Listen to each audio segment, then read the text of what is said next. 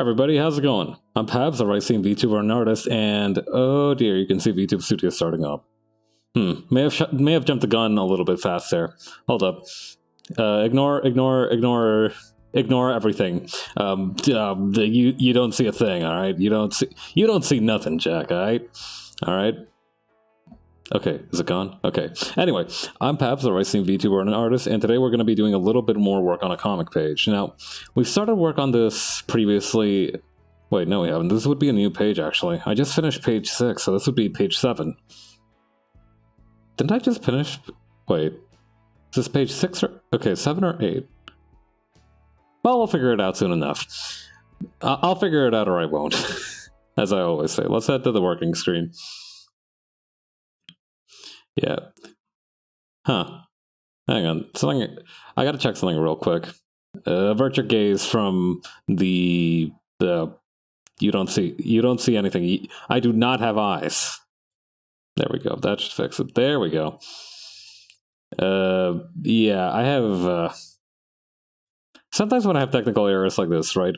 I try to make up like little funny little. What do you call it? Like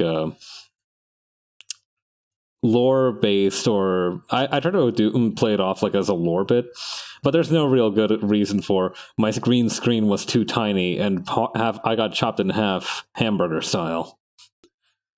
So yeah, we'll just pretend that never happened and move on. Oh yeah, we would be starting up page 8. Hot damn. All right, let's go. All right, let me grab it over here. Okay, new comic. Here we go. Layer. Which one is it? Frame folder. I sort of got this has happened before. I tried to say like frame folder border or something like that, or whatever this is called, and I ended up saying like frame boulder folder. Boulder folder sounds like a gimmick thing from the 80s.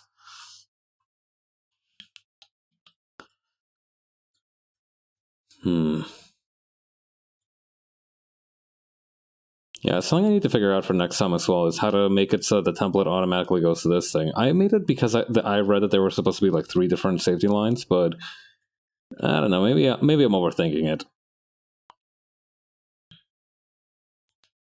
Yeah, thanks to digital printing, I imagine that the idea of like that very tiny like bleed thing is no longer so relevant. If anything, I should make this like green thing over there so I can actually figure it out like that. That might not be too bad of an idea. I should look into that. What was I doing? Right. Plop this in here. Yeah. I don't know how long this page is going to take because I feel like depending on how much I overthink it, it's going to take different amounts of effort.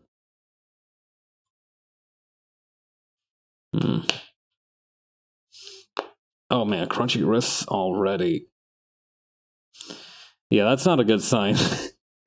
You know, they say, much like the idea of like the gopher that sees its own shadow.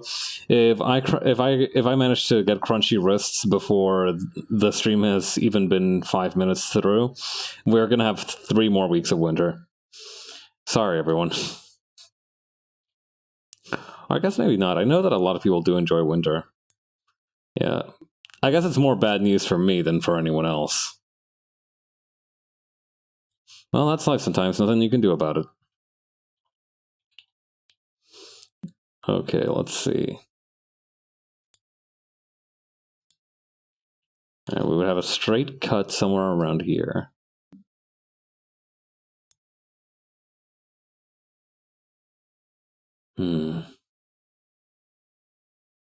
No, I think having a straight cut would actually be better because then we can have, well, first of all, we could have a very even split between these two. Actually, you know what? I kind of want this one to have a little bit more room because I feel like having that kind of George of the Jungle thing is going to need a slightly, well, no. No, hang on. On second thought, it would be better to shrink this one down a little bit, or not even shrink so much as like have it limited, because I think it's much more obvious the action of somebody crashing into a pillar than like a maid falling over. Let's see. Okay, and then we just need to copy and paste this. Move this bad boy somewhere over here.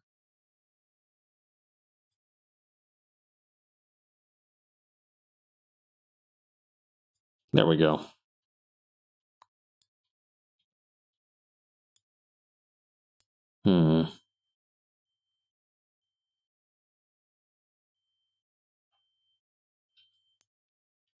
Wait, do I even need to like really...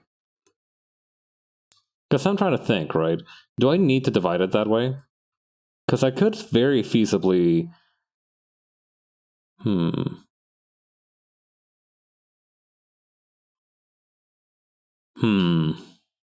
I have an idea for how I could do this.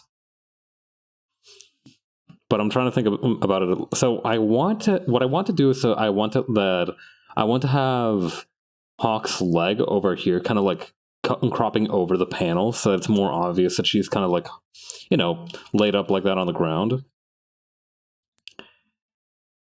But I am wondering what the best way to communicate that is.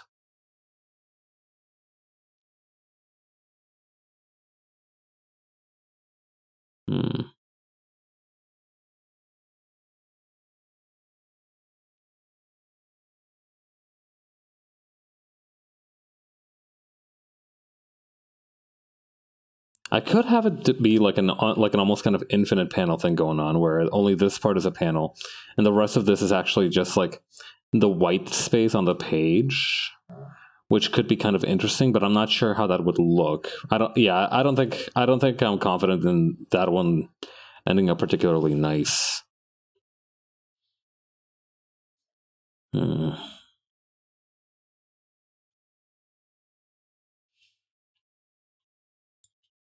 Something we might be able to do, actually. Hang on.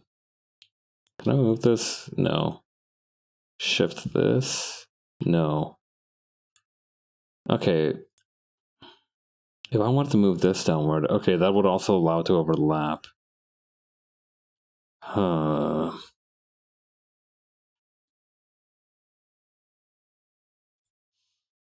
Man, it sounds like this one. I like it. I like doing comics on stream because it gives me a good opportunity to do what I like during stream. But at the same time, I often forget how much of comics is just me, or at least my work process, right? It's just me kind of hemming and hawing over every little detail.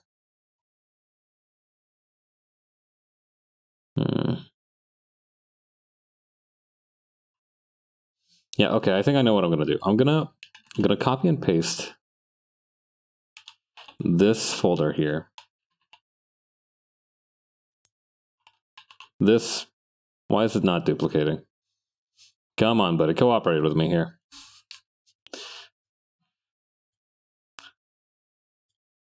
There we go. Okay, so we're gonna, what in God's name? Hang on. Oh, something's weird here. No. What's going on? Oh God. Okay, okay, now let's try it this way. Right. We're gonna duplicate this one. We're gonna try to even this out.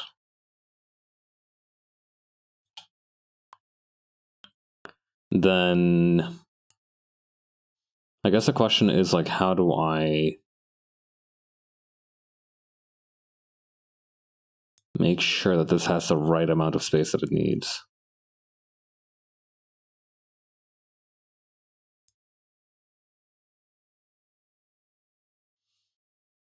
Particularly because I do want to have like the full thing of like Hawk splayed out there.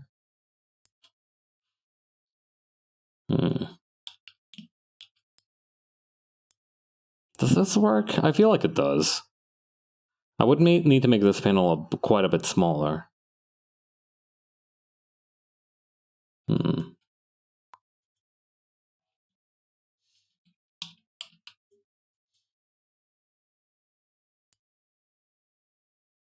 Okay, I like this diagonal line here because I feel like that adds more emphasis to the mage just kind of like keeling over like that.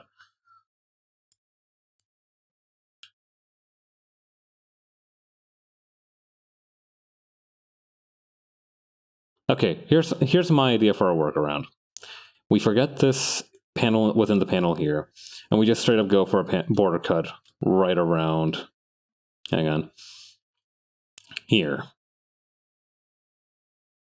Or it doesn't even need to be that much. Maybe like almost there. And then what we do is we manipulate the original sketch here to fit within this panel here.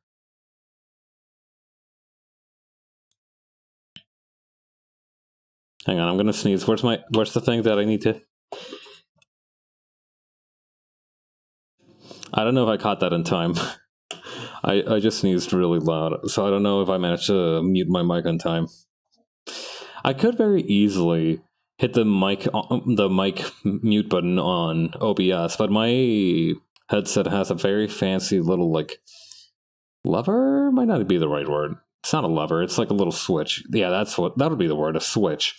It's got this very clever little switch that lets me turn it on and off at will. And I feel like it's a waste if I don't try to use that a little bit more. Hang on.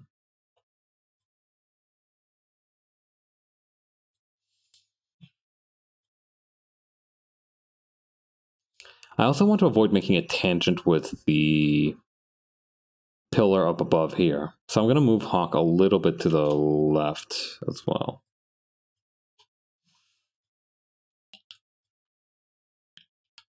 Okay, I think that's pretty good. We just swap around the order on these guys so we can... wait, what the... No, hang on. What you doing? There we go. Okay. Now I'm ready. I've gotten much more into freehanding the drawings in here, and rather than using the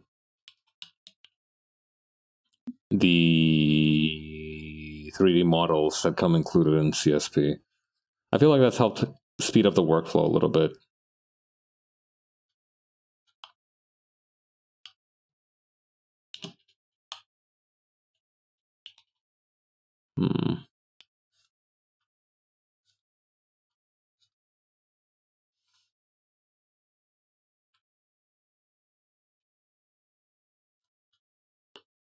Okay.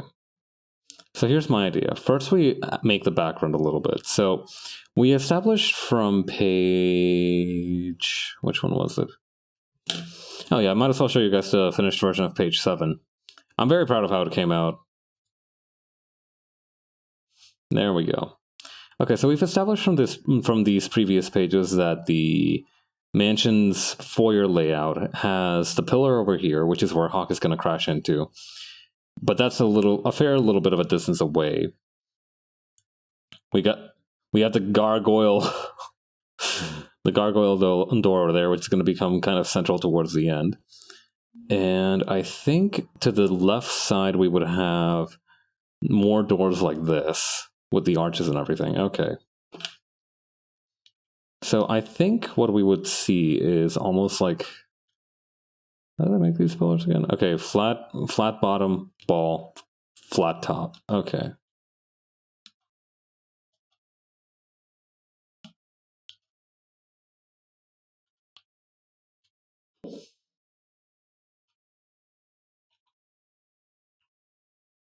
Didn't mean to erase the whole thing there. Let's undo that.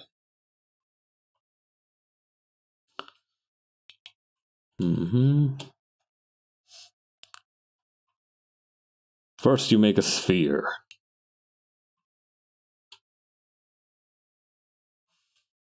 Man, how much does the sphere do for us? For us all, I mean. The humble sphere, which is one of the platonic shapes. I don't actually know what constitutes a platonic shape. I know that it's supposed to be a very important thing in geometry. Oh, man, okay. So funniest thing happened, right? for reasons that I'm not willing to discuss, I need to figure out what the optimal way was to... How do I put this? So what I was trying to figure out was... And hang on, let me merge these two together. There we go. What I needed to figure out was like the best way to essentially like make sure that a surface could wrap...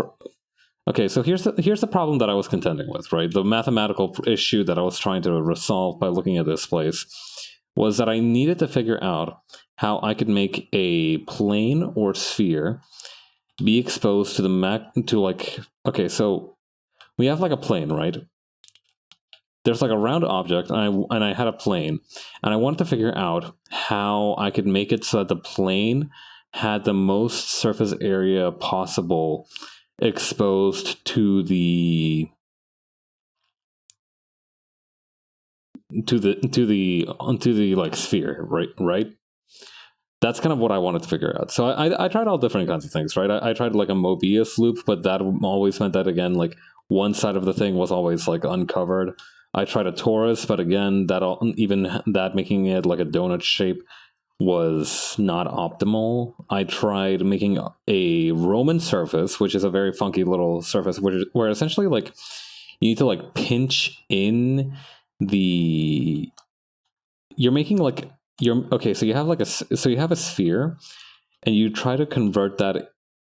You pinch in the sphere at 3 different parts in like 3, not parallel, but distinct parts.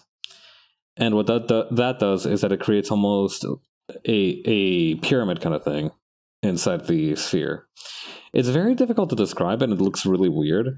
I don't remember why it's important, but I just know that it exists, and it's apparently kind of important for some reason. There's another one called like Boy's Surface, but that one just looked gross. Simplify vector line. There we go.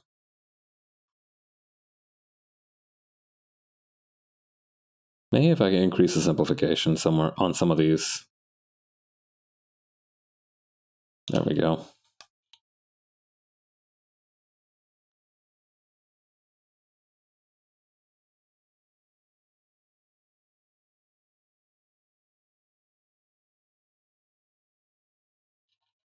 Perfect.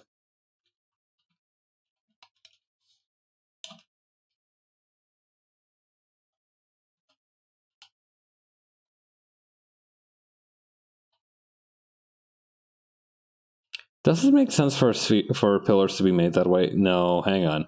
It wouldn't be a perfect sphere that way. It would be slightly dug into the base of the foundation like that. There we go.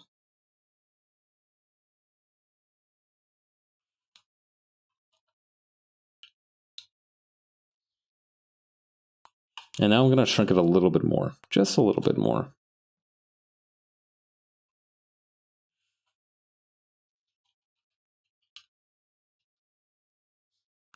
Okay.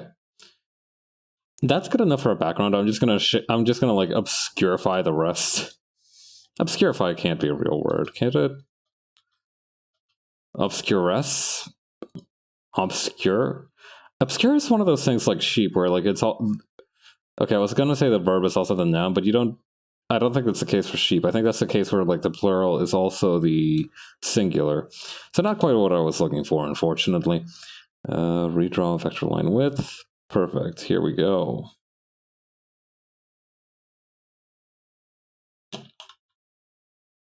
Come on, bud. I know you can do it. Actually, I might be better off trying to scale down the width with this one. Perfect. There we go.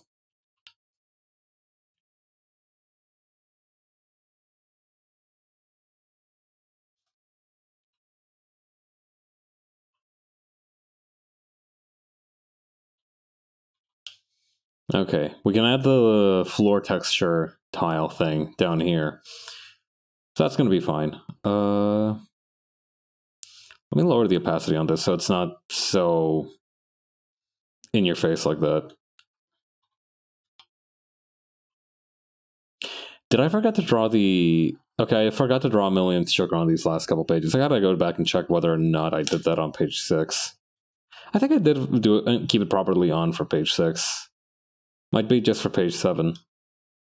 Yes, no, and no. Okay, so she lost it halfway through. Could be worse. You know, I'm gonna go ahead and give myself a pat on the back for not forgetting it the entire page. That could be worse.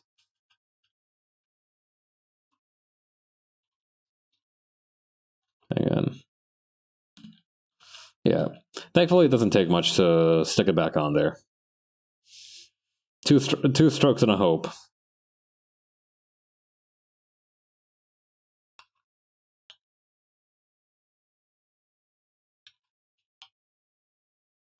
There we go. Man, I don't usually talk. It's not that I don't usually talk about this. I don't want to say this. Having chokers that are just like white bands around your neck reminds me a little too much of Daffy Duck. It does. I'm sorry. It does. I should have thought about that when I made this design, which is why I kind of like made it like multiple bands like this. You know, multiple loops. I don't think that would be particularly good for your circulation, actually, but, you know, we're not here. There are robot maids fighting women on jetpacks and an alien elf woman. To say that realism is a high priority would not be entirely inaccurate, but it certainly wouldn't be the truth. We have realism where it counts. That's what I like to say.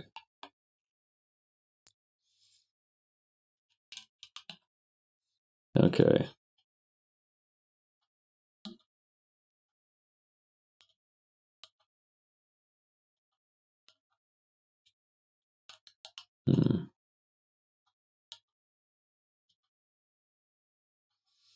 Okay, so we're gonna draw Emilian with a very traumatized expression right about now.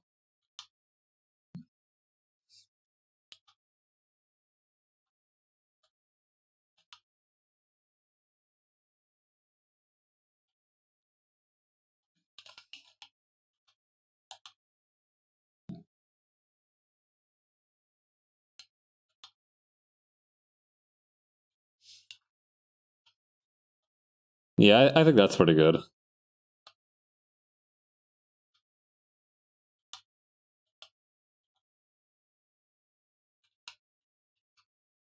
I need to put the mouth a little lower down.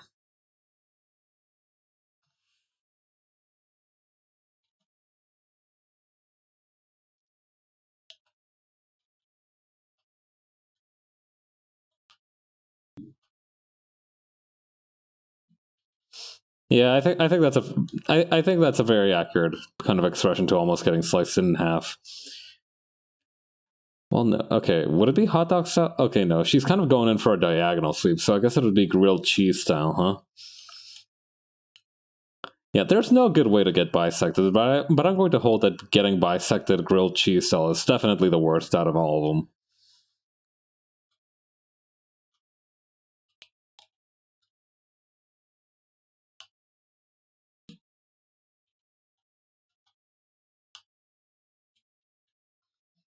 Yeah, because you know, with hamburger and hot dog style, I mean, hot dog style is not. I think for me, it would go hot dog style, hamburger style, grilled cheese style, because you know, hamburger style, you still feel the pain. You got bisected hamburger style, you're still gonna feel some of that pain, but you know, hot dog style, you barely feel anything, right? Like your brain's already hit. I mean, depending on how long it takes, I guess it could be better or worse. But I'm assuming that it's kind of like an instantaneous cut thing. Like there's a laser that just kind of sliced you, right? My money is that least painful one of those is probably hot dog style. Granted, it's also the one with the worst survivability. For survivability, I would actually say that I'm guessing hamburger style again is kind of like best for survivability, because I feel like some people have definitely survived being torn in half, at least for a little while. You know, I don't doubt that people have survived getting torn in half. The human spirit is unconquerable, after all. Then again, I wouldn't know much about that. I am just a bag of rice.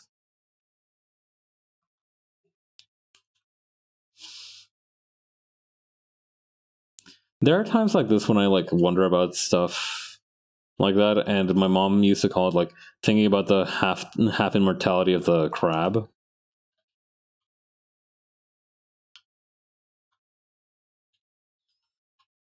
Hmm. I don't know if this expression would be fully in character is the thing, because Emilian's supposed to be very kind of suave, very kind of smooth. And while I do think she should be allowed to get a little bit of light flashing before her eyes, I think it would look a little bit less like 1,000-yard starish like this. Hang on.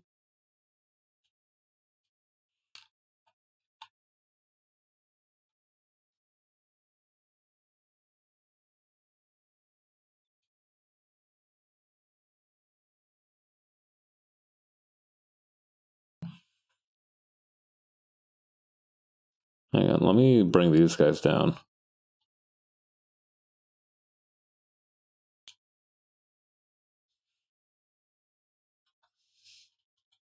I should probably also not like way overemphasize her cheekbones like that.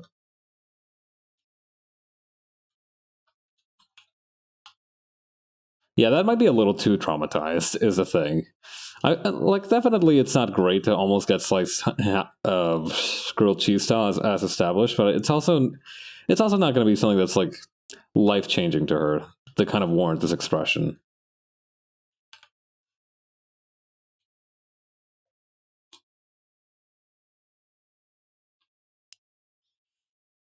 What kind of expression does she have in this last panel?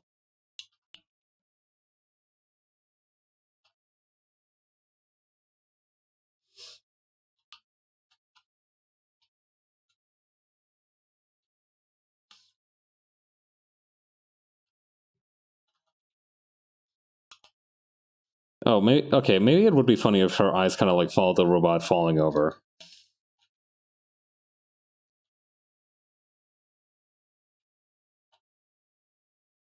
Here we go.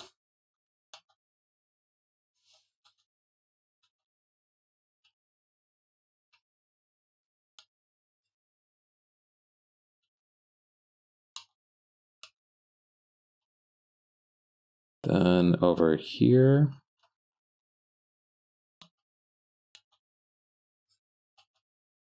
Okay, bend that in. If I forget to draw her choker this time around, I am a dog. All right.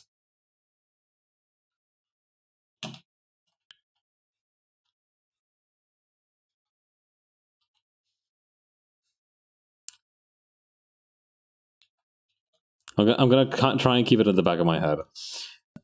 Because I feel like very consistently, it's like little details like those that I seem to lose until the last second. And while I can still kind of work it around, it's still better to kind of take them into the planning stage with me rather than just leave it to chance and hope that I remember or come back and correct it way later.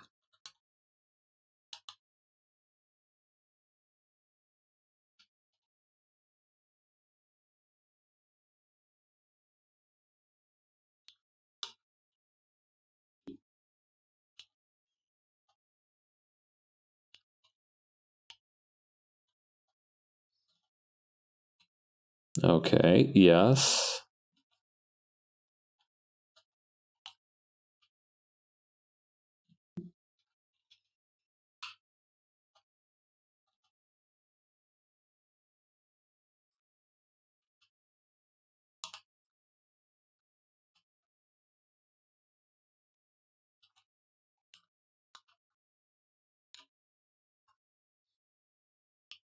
I also need to kind of keep in mind the proportions here. That's something that I found is that these mock-ups were done way before I started noticing that quirk of mine about like my proportions and everything. So I need to be extra careful with like sketches like this. Although I think it might have gotten a little bit better. Hmm.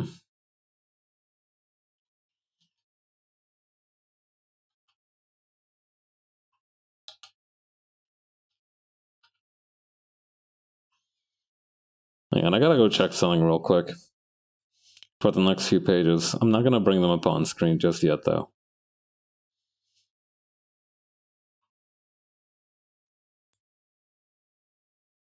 Yeah, okay.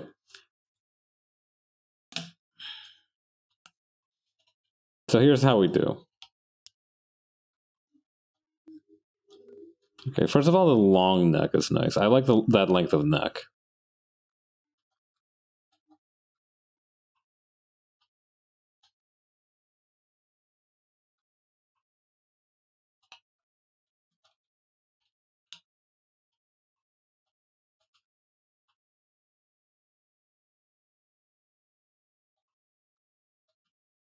Okay.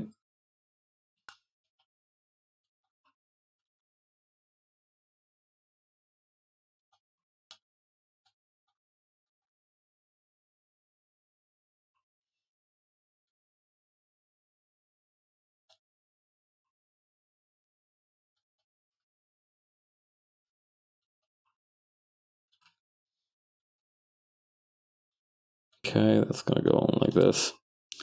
It's nice being, this technically isn't freehanding it. Not completely, because I am working with the sketch. But it is nice being able to kind of just ink it from the sketch. I know for a lot of people, the process goes sketch, pencils, and then inks. At least that's what I remember reading one time.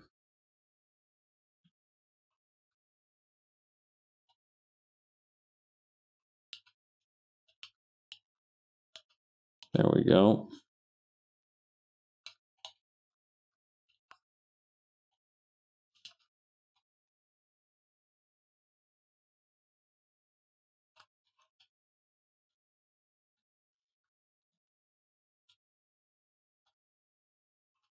I feel like I need to pull her stomach inward a little bit. Like, make the back arch a little bit. Because I think that matches the previous panel's pose a little better.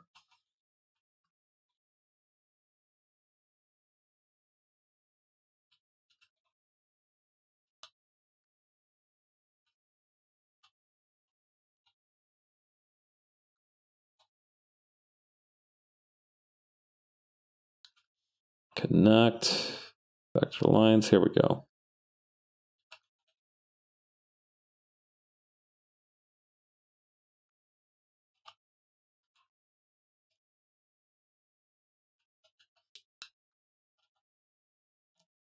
I also feel, yeah, this would feel a lot more natural in terms of just how the collar's broken down, I think.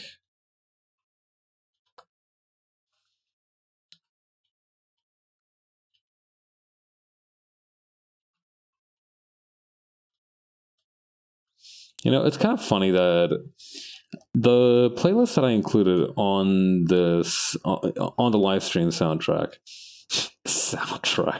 that makes it sound so pretentious, like I contributed anything to it. I don't own any of the music that I play, although it is royalty free at least, or at the very least, won't get any DMCA.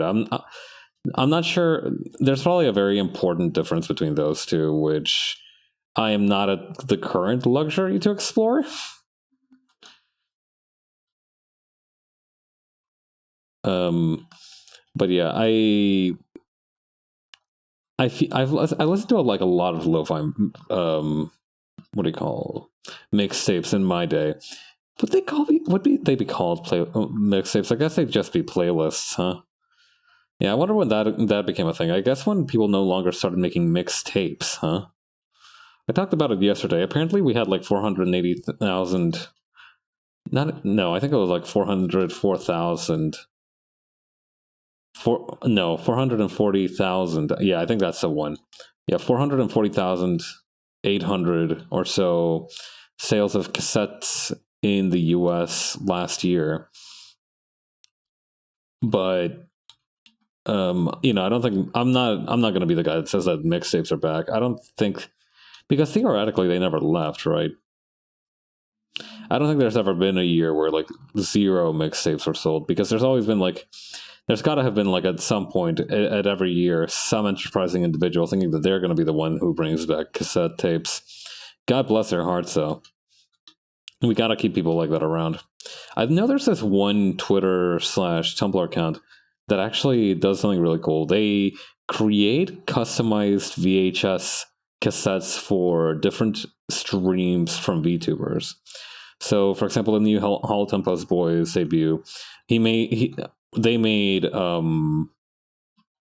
specialized cassette tapes for like Shinri's debut, for for Haka's debut, and everything. And they make like customized VHS sleeves for it and everything. It's not just like, transfer it to VHS and forget it. Like they put in a lot of effort into what they create, and I think that's honestly really cool. We don't have, nowadays I feel like we've really lost, I don't know how to put it. Maybe it's good because it'll drive the book cost down or something, or maybe it's bad because it just doesn't have as much physical permanence. But I feel like we used to have a lot more crap that came with our video games. Because nowadays, not physical disc notwithstanding. Nowadays, I understand that if you buy a game for the Xbox or PlayStation at a store, you don't actually have the disc sometimes. You just have a redemption code to type into the PlayStation Network or something, and that'll get your game. And I think that's honestly kind of that's not what I want to go with. Like, first, we'll also have like box art and cover art and everything, because even Steam has like cover art still, technically. That, in fact, you could probably argue that Steam helped to increase the amount of that stuff going around on account of the fact that like games needed to be on Steam, because games need both cover art and like an icon. Actually, come to think of it, they would have had an icon anyway. That would have been part and parcel, wouldn't it? So yeah, I guess Steam didn't actually contribute to anything much there. You could argue that they created avatars from some of the games, but again, that's not really universal, and most of those avatars are just like in-game assets. So I'm not gonna... I won't let them slide with that one. But yeah, friggin' Fallout's instruction manual. The original Fallout on PC had an instruction manual that was based on an in-game, not even in-game, in-universe Vault Dweller survival guide. Like it told you about like the different things about that. It had all kinds of neat illustrations, which again had some recycled game assets. That's not surprising, but it had something physical, something cool looking that was actually like available to you as the buyer of this game to kind of have physically in that way. And I'm just kind of missing that a little bit. I mean, sure, some games still have instructional manuals, but now they are mostly replaced by tutorials and, other gadgets and whatchamacallits. I mean, hell, some games don't even have tutorials. Then there's games like Guilty Gear, which have like a tutorial, but then they also have like secret tutorials, which you can play through missions to unlock. I still gotta get my bearings on those. I'll learn to Roman cancel before the year is out. Mark my worms.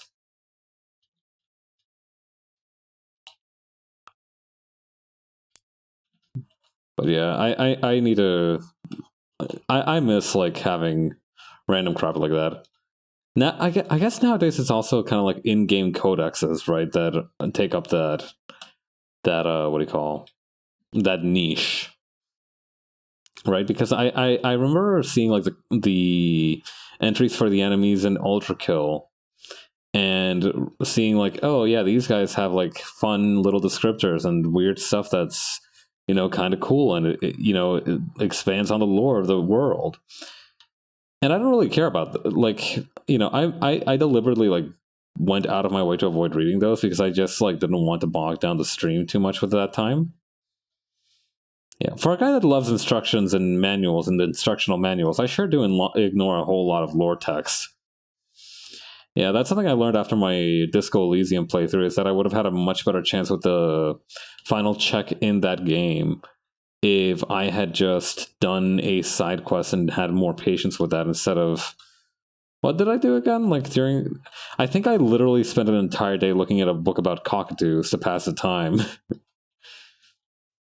rather than doing something useful, wasting my time chasing down insects and bugs with some weird Australian guy. Was he Australian? I'm pretty sure he was Australian.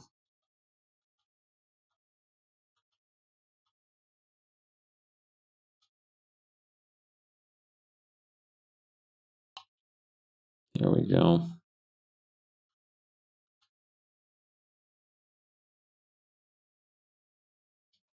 Okay.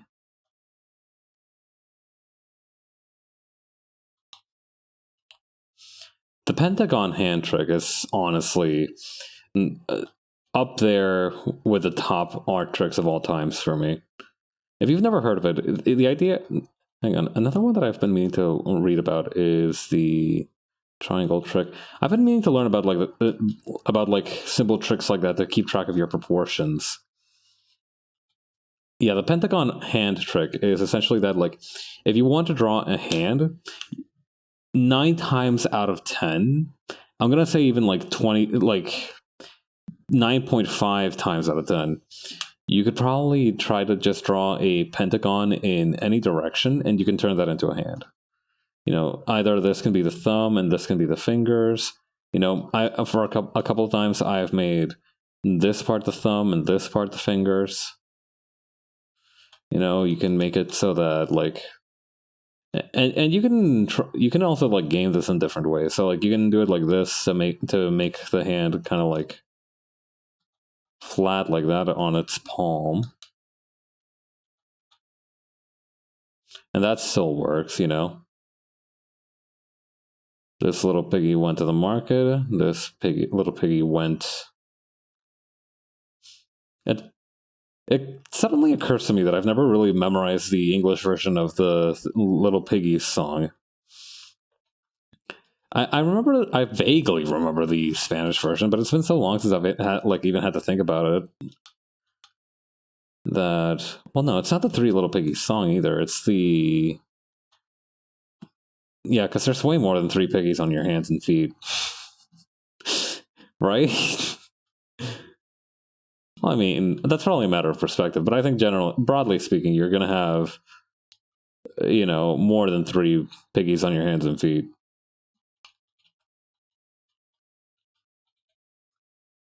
You know, I'd say you're in the more common percentile if you have more than 3 on each hand and foot.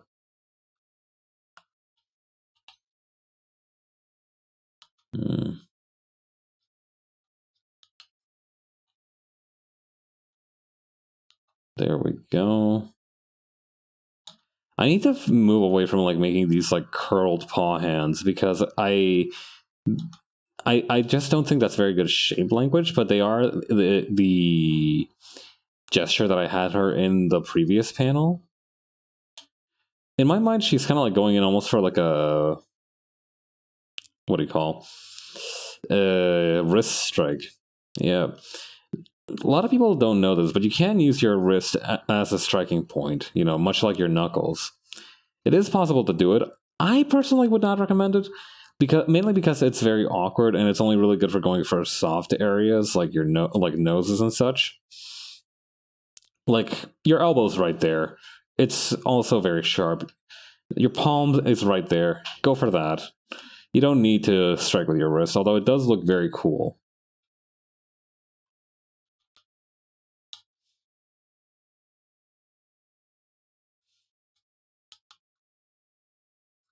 Let's see.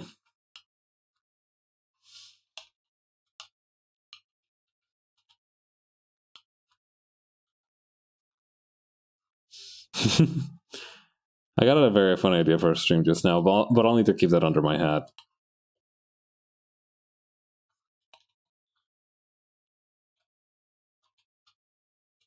Also, I need to move this away because it's going to create... Or I need to move this somewhere else slightly because it's going to create a tangent with the thumb.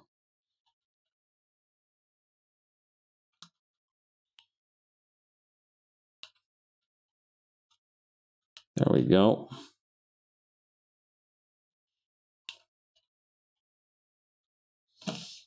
Does that look right to anyone else? I don't think so. Okay. So here's what we do. I'm gonna grab this hand. Quickly, take my hand!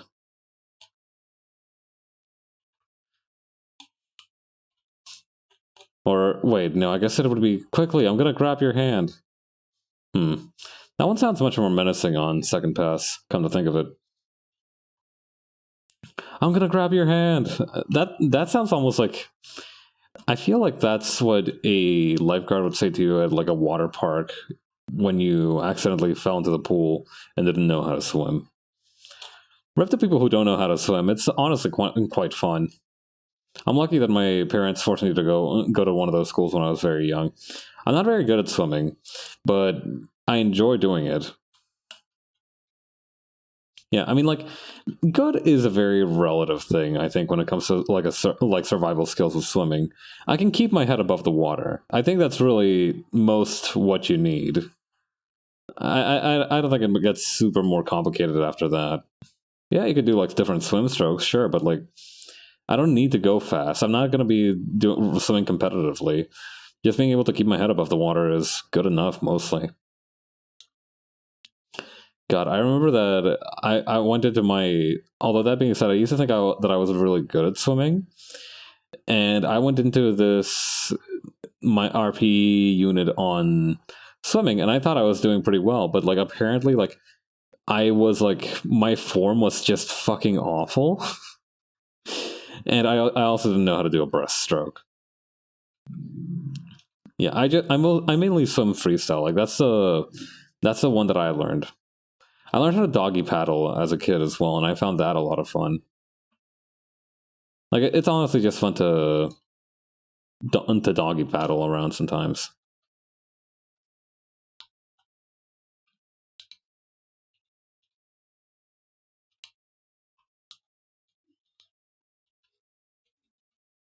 Okay.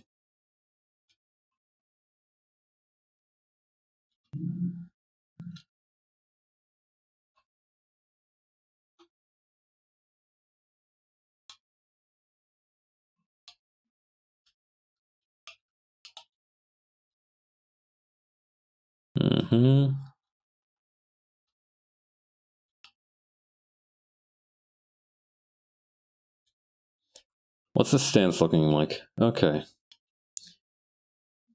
Yeah, I would say that the left leg is slightly more forward than the right leg on this one.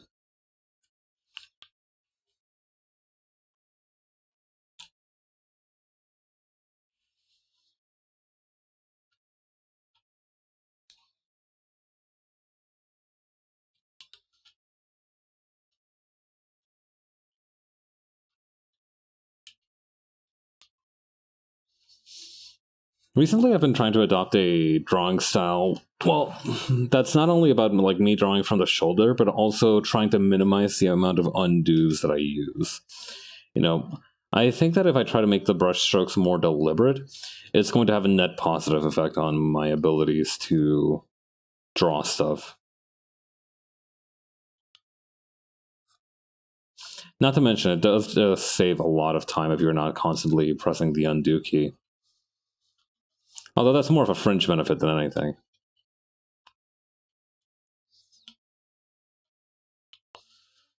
Okay. Are these pants too high up? I think they might be. Hang on. Let me reduce the size on this.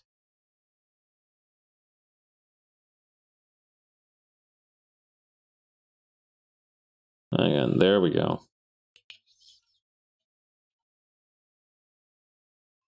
Yeah, okay, they're a little high. Hang on.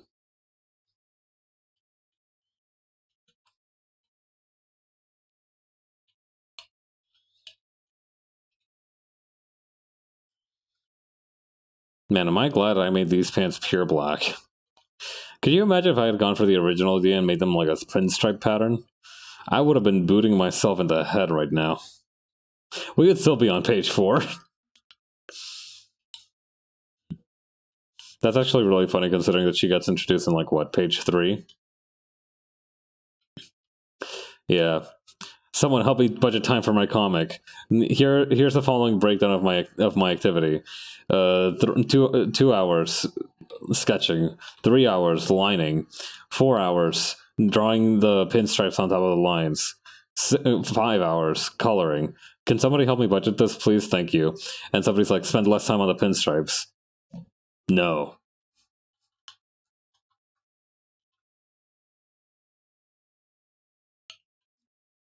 Yeah, I will say that I've gotten a lot more friendly with Clip Studio's texture features and the image layers this time around.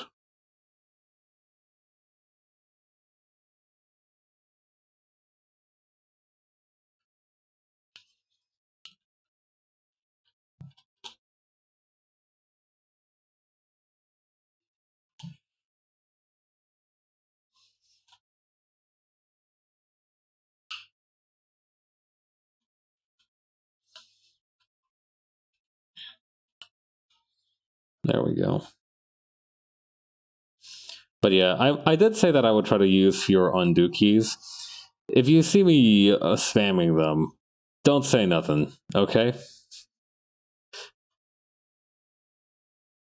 This is trust me, I am aware.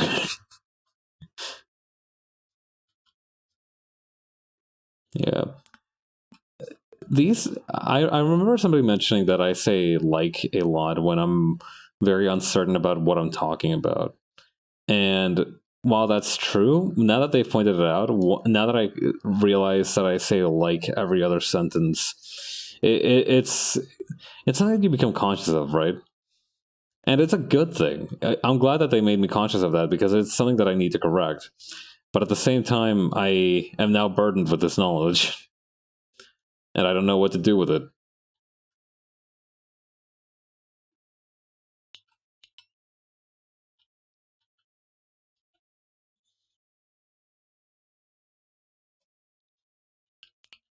Let's see.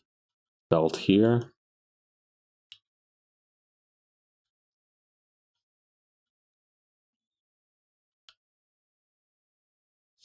Although I do think that I use my repetition to comedic effect sometimes. I do notice that I gained a habit from a friend of mine that I now repeat panic statements when I myself panic. Yeah, not because I think anybody heard me, but because I feel it creates more emphasis on them. That's the kind of feeling that I get from doing it.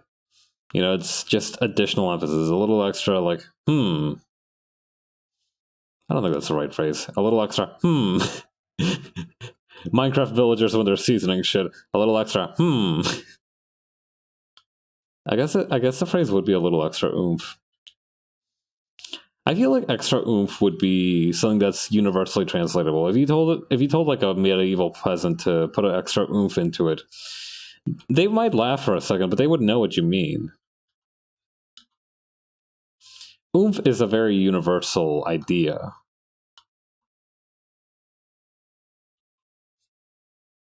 I feel. Oomph isn't a word or an onomatopoeia even. It's a human condition.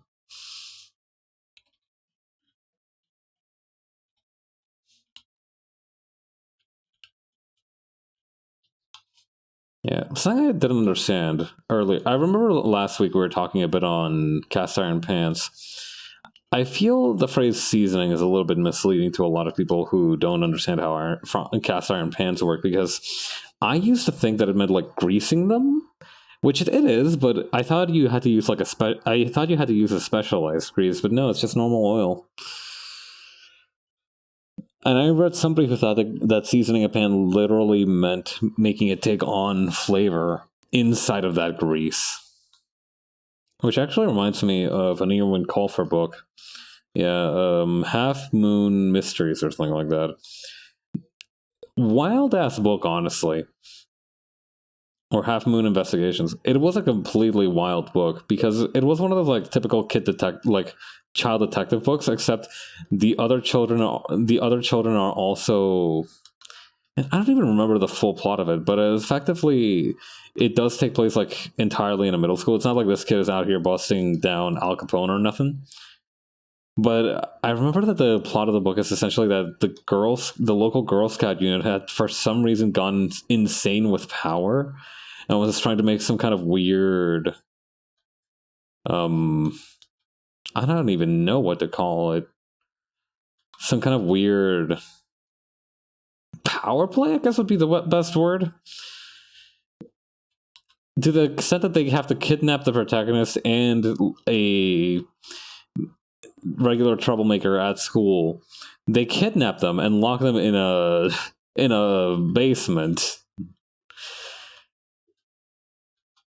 Well, I guess it's not really kidnapping. I think the way that it worked was that the kid detective kind of went to one of these clandestine meetings held by the Girl Scouts, and he got caught, and they locked him in the basement to avoid kind of snitching, I guess?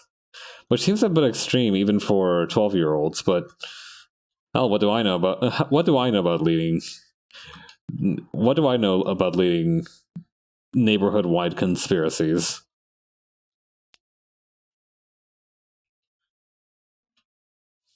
Yeah, I used to be a big fan of Ewan Colfer. Not so much after I dropped off kind of the young adult fiction bandwagon. Although I don't know if Ewan Colfer qualifies as young adult fiction. I think that's just like normal fiction. I wouldn't say any of the concepts in the books were particularly hard to grasp.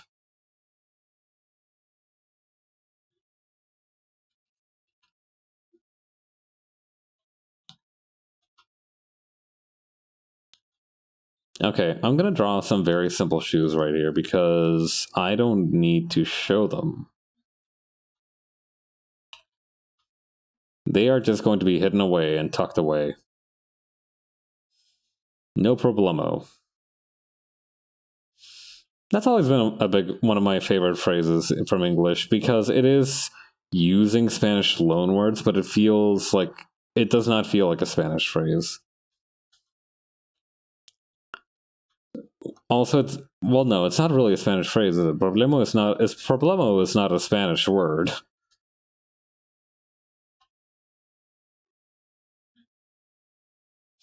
And also now, whenever I use it, I remember this one screenshot that somebody showed me of the Phoenix Wright anime, where one of the I think prosecutors is like, no problemo, and they're just like, no problemo, and then Phoenix is just like losing his shit over at his desk, smacking on it, being like, big problemo. I like that the Ace Attorney series is so absolutely insane that regularly the most unwell man on Earth, Phoenix Wright, gets to be the sane person, the voice of reason for so many of these characters.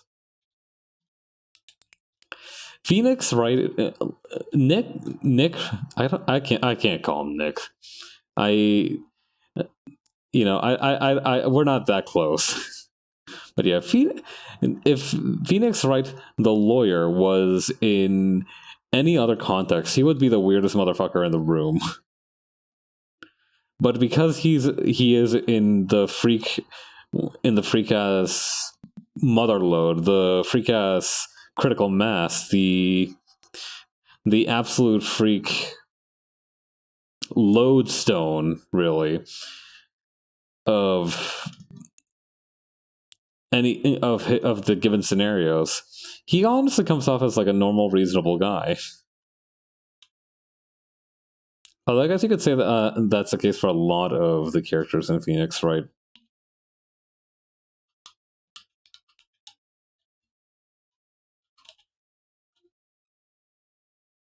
There we go.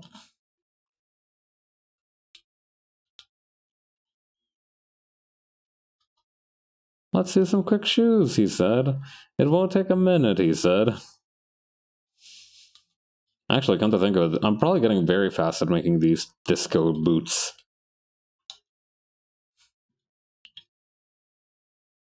I was about to say, I wonder what my Disco Fever costume would look like, but it would honestly look like just me wearing a very shiny looking shirt version of my hoodie and with like the biggest platform heels you've ever seen.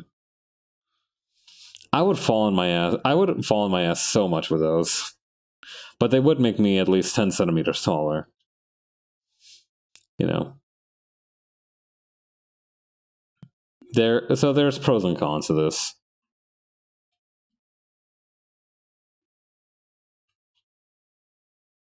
Let me up her a little bit, and that way we can increase the size of the thighs, or elongate them at least.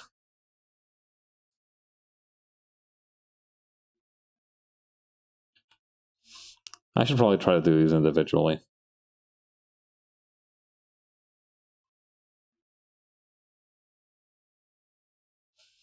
There we go.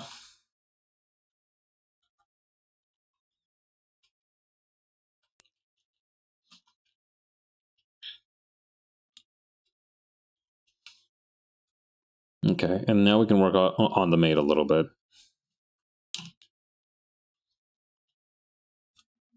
So I think the first thing we'll need to draw is the massive fireplace poker now kind of sticking out of her back.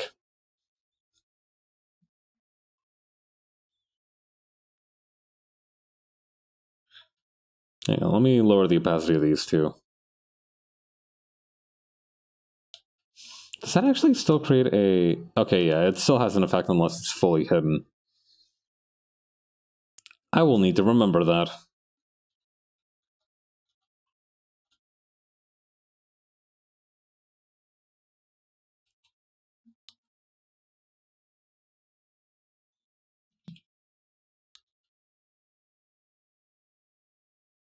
There we go.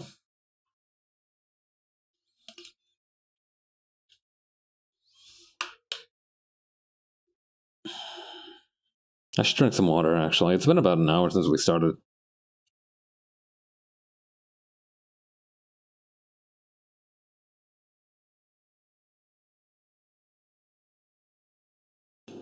Yeah, unlike most of my streams, well, no, actually, come to think of it, I've been spending less and less time on pre-stream prep these days, in both a good and a bad way.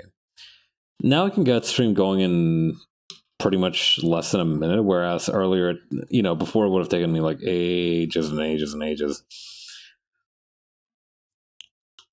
But I've also been slacking in that now it takes me, I don't like read up enough on my newsletters as I should be to kind of get a full list of topics to talk about for each day. To be fair, it's not always like there's something new to talk about.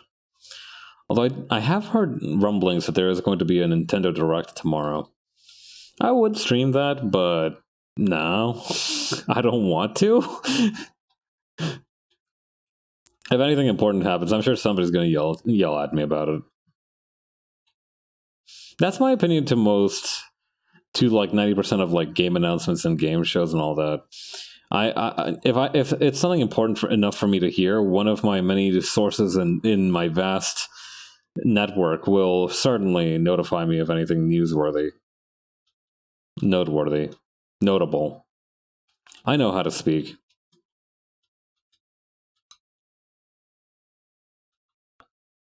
Okay.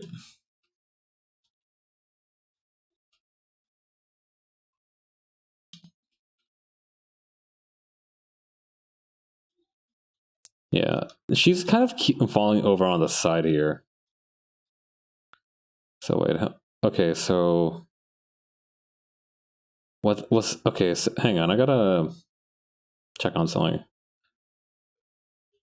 Okay, this was probably the right leg then, or the left leg. Yeah, it's the left leg.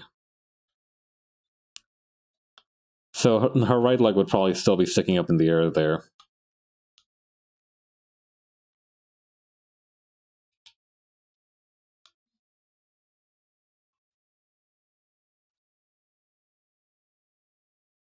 Yeah, I don't need to have the background here anymore. I've drawn about all I need to on the ground.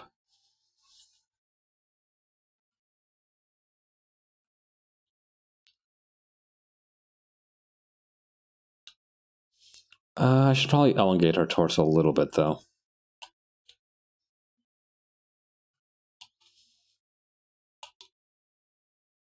Yeah, now I'm worried that my pendulum's going to swing the other way, and I'll start overcompensating for my seeming for my apparent desire to draw people very stumpy looking. Because now I'm worried that I'm going to overcompensate the other way, and I'm going to make people that are just way too noodly and long. Which, to be fair, would also be a very unique art style. I feel like I would rather make people too long than not long enough. But that might be a situation of like grass is greener on the other side, you know? Everybody wants what they can't have, right? I've mentioned this before, that I firmly believe that each artist keeps finding that inspiration because, you know, actually I don't think I've talked about this before. I feel like it's very easy as an artist for me to find inspiration because I don't have like a super great awareness. I haven't had a super great awareness of my own art style until very recently. Like, I hadn't really understood my own strong points all that well, particularly not before I went into live streaming. Like, I thought I could just be a very multi-purpose kind of bag of rice. But I realize now that, like, I just kind of excel at action poses and all that, which is fun. I love doing those. And it's good that I realize that, because now I know what I need to do. But, you know, for me, it was very easy to find inspiration because 90% of the time it was just me going like, ooh, I want to learn to draw like that. And I would just try to figure out what made the image stick and all that. Yeah, that is interesting that once you get into a good enough level for visual art, you start being able to see a little bit about like how somebody pulled off a certain trick. I've noticed this for like live 2D as well. The more I've understood live 2D, the more I can kind of understand some of the reasons why certain things behave the way they do in live 2D models. Like, somebody will show a live 2D showcase, and I'm be like, ooh, I wonder how they pulled that off. And I'll actually kind of have a vague idea of how they did it, which is kind of cool. I do enjoy that. I do enjoy the kind of one of the few perks to mastery, which is that you kind of understand generally how shit works. I have approximate knowledge of many things related to art. Not with traditional art, though. Traditional art still scares me. Scares me might not be the right word. It's still an unfamiliar field.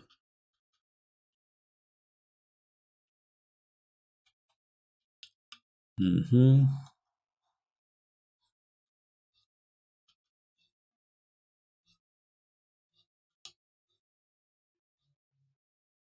Then over here.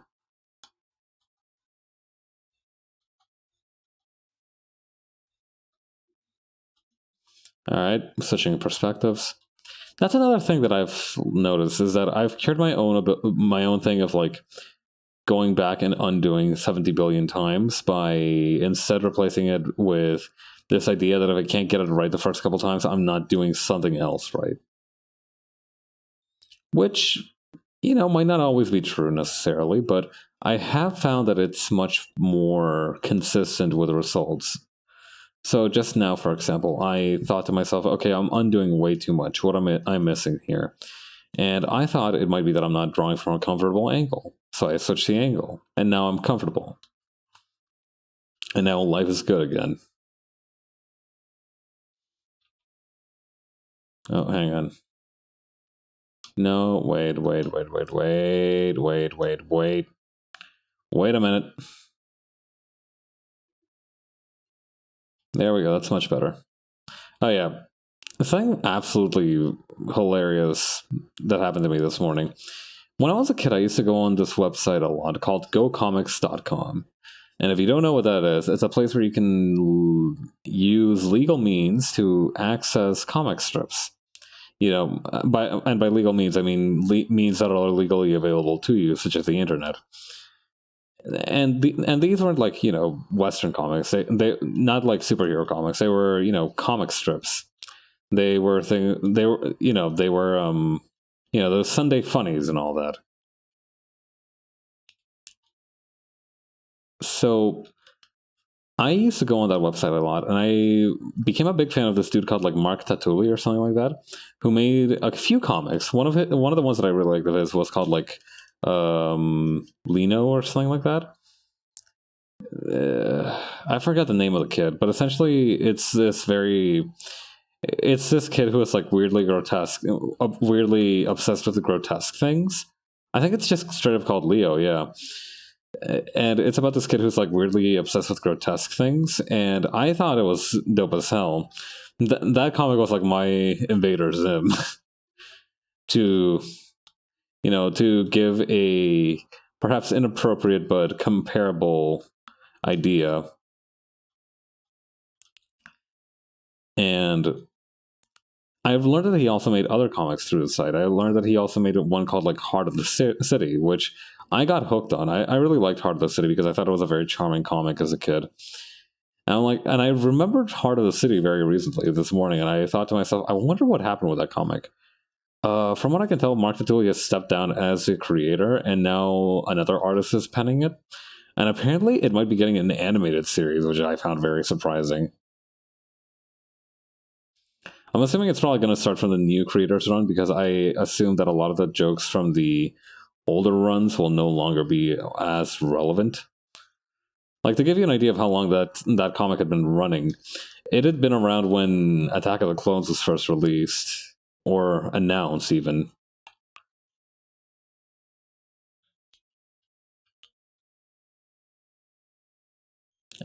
And I don't remember when that was. I think it was probably late 90s. When was Attack of the Clones announced? Or even released, even?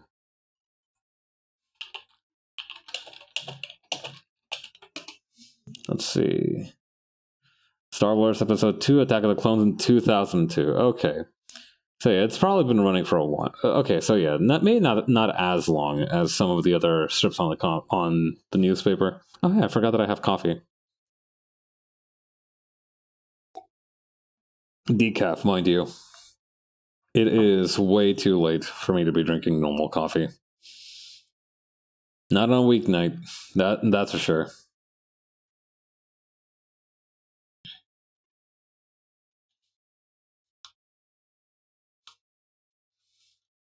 Yeah, it's very funny that I feel like at this point, getting smashed, like getting smashed on alcohol, is probably healthier for me than trying to do whatever the hell I do to my sleep schedule by drinking a cup of coffee really late.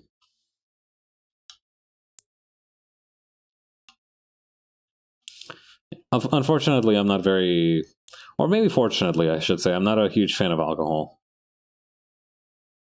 All right, it's not working out no matter which angle I twisted this out, so I'm just gonna swap it out for this thing here.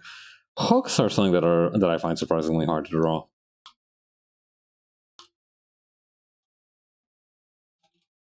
There we go.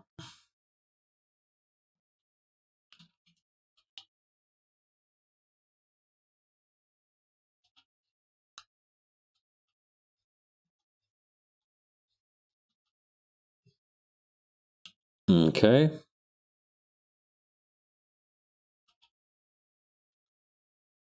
There we go. Now we just gotta thin these out.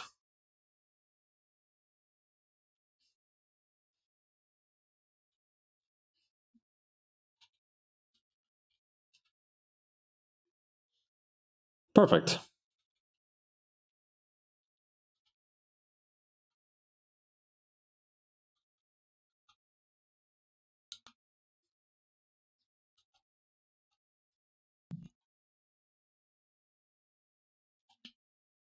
Okay, cut that off here.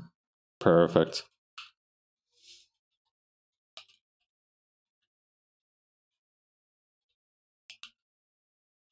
Okay, and we're gonna have the little like robot ear thing, the little jet intake thing over here.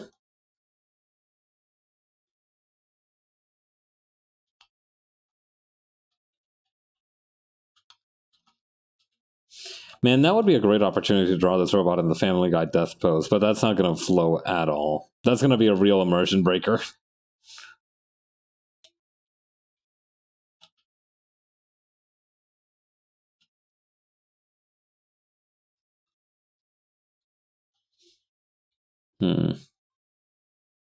Yeah, I think making a stretch of the bun here might not be the best idea.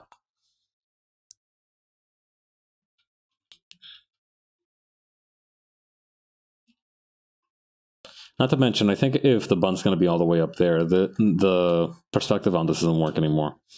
Hang on. Just going to draw another friggin' circle. Don't know why that one felt so... that felt weirdly aggro. The way I said that, I'm just going to draw another friggin' circle. I feel like I'm an old-timey prospector throwing my hat on the ground. Like, God darn it, I can't find no gold in these hills. Fuck it, I'm just gonna go draw another circle. It's all my mom ever taught me to do. Yeah, come to think of it, I do wonder, like, if, you know, kind of like how I have a day job and I like to draw after that's done. I do wonder if there were a lot of those, not really pioneers, but like the gold rushers who had like side hobbies like that, you know, besides getting black lung and spending all their money in saloons, as it were. Yeah, the Dust Bowl wasn't a great time. Anybody could tell you. No food, no water, and apparently the static electricity was bad enough that it could shock you like a bullet. Or so I've heard it said. I would like to see secondary sources for that claim. You know, extraordinary claims require extraordinary evidence. I'm gonna move this hair bun again.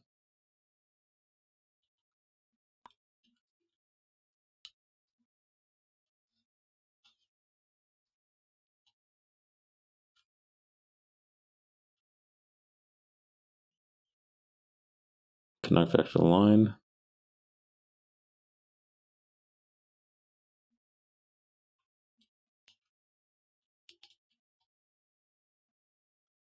Okay.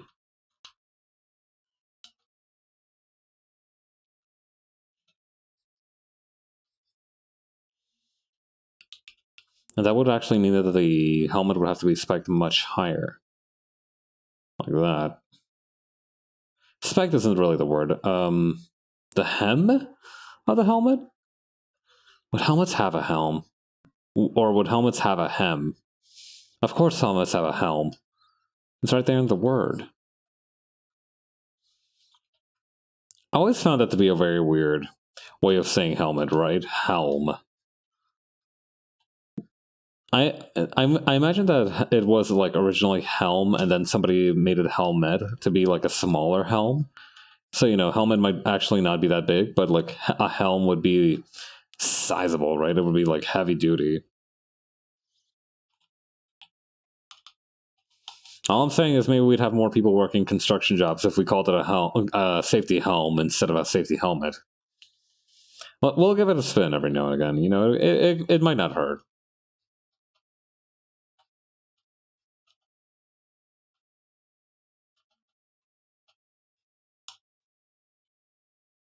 Mm-hmm.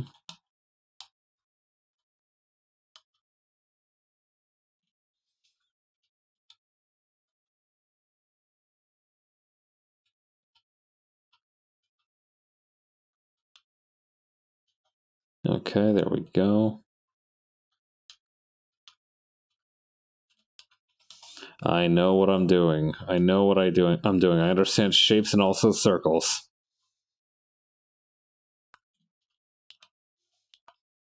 I wonder if like an art student ever had to do affirmations like that. You know, kind of. I had to do like. Well, no, I didn't really have affirmations per se as like an accounting student. I just kind of like went over things that were true in my head. You know, like I would be like, okay, the appropriate section for this thing is this handbook, this paragraph right here. The appropriate section for that thing can be found over here. To the tax rate for Canada below the $45,000 bracket is this and this and that. It was like that kind of thing. It was like more rote memorization. It wasn't really like an affirmation. But yeah, I imagine that's kind of like... I know that's not what happens, but it would be very funny if art students had to like go look in the mirror every morning and be like, I know what a circle is. Yeah, I wonder if you could rename agree to that kind of sentence together, you know, like, this is not a circle. Like, could you argue that this is not a circle, right? Because, like, This is not a pipe. You know, the treachery of images is a fun little exercise in semiotics. It's a big stretch. I don't know if I'm just like putting it further away from me, or if my hands are just getting way too big. But I feel like my drawing tablet's gotten smaller. I used to feel like this thing was bigger, probably because it used to take up more of my desk. My desk now is huge. But yeah, the treachery of images is a fun little exercise in semiotics. But I don't think it works for anything other than like legit objects, because that, you know, who says a circle needs to be like a real object, for example? That's one counter argument against doing it for this sort of thing. You know, a circle is a shape. It's not necessarily an object.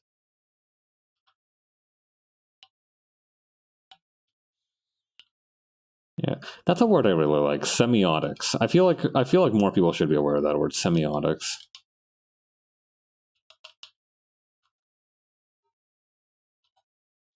Yeah, if you've never heard the word semiotics before, it essentially means the study of shapes and symbols. So, for example, the reason that we kind of understand why we know these four lines here to be a smiley face is because of semiotics. We understand that these four strokes form an icon that indicate that this is a smiley face. Also, hang on, I gotta try this something real quick. Let me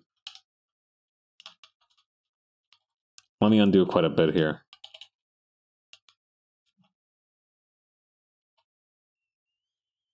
I think the little side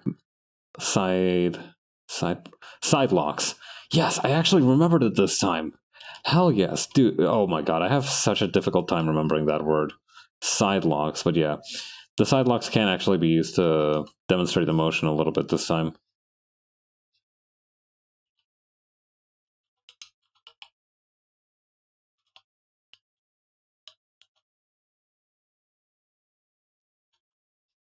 There we go.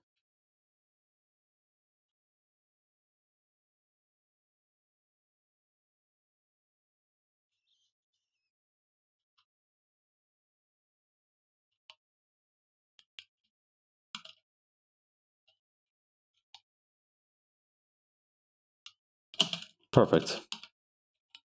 And actually, no, the head would have to look like that, huh?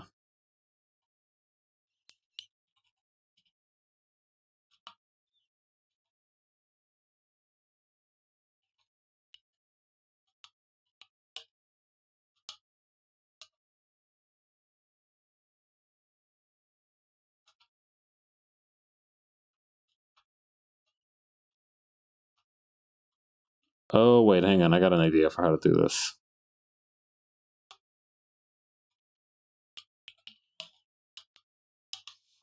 Bam, there we go.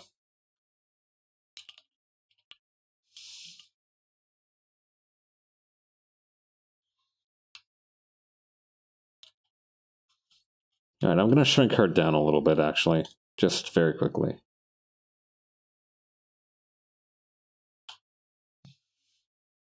Because that way I get to draw one leggy sticking up like this. Like, I want this to feel a lot like a Jenga tower falling over in terms of visual feel. Not even a Jenga tower, honestly. Like, just a big... You know how when you have like a big flat styrofoam thing, just kind of like laying around, all inanimate and such, and like when it falls down, it makes like a very thick like. I don't even know how to I want there to be an audible dispersal of wind, if that makes sense. Displacement, not dispersal. Displacement of wind.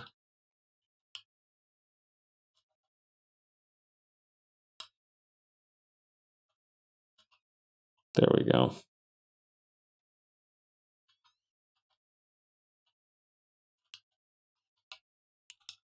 That doesn't look very much like a shoe, does it?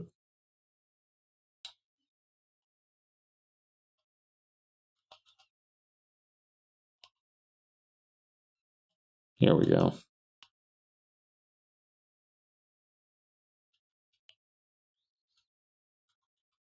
Oops, hang on.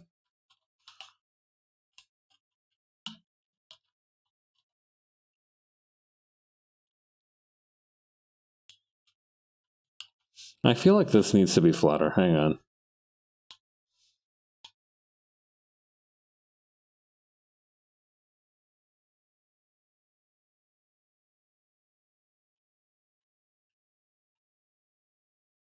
Maybe not quite that much flatter, but you guys get what I mean, right? Wider, I guess would be the word.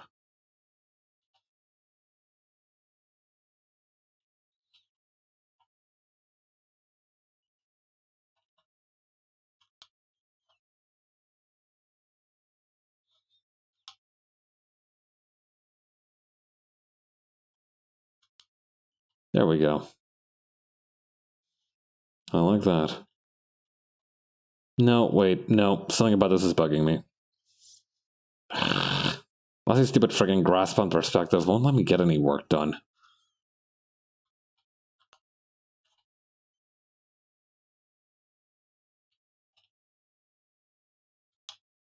Wait, I know what's bugging me about this. It's that there's no, like, hang on.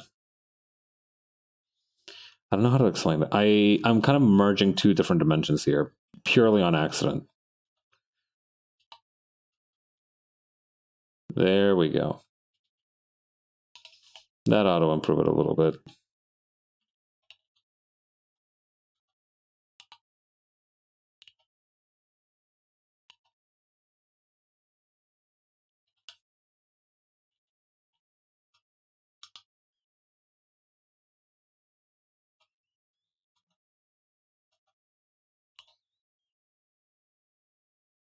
Come on, bud.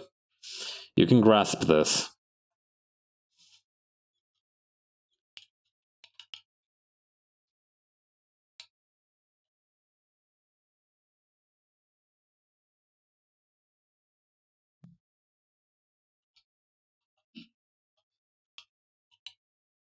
There we go.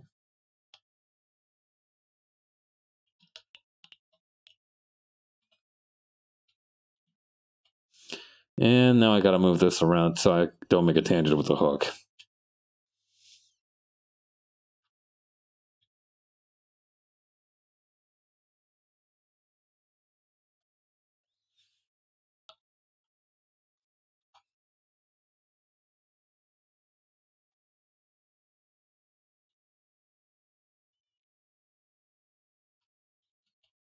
Okay, I think this works.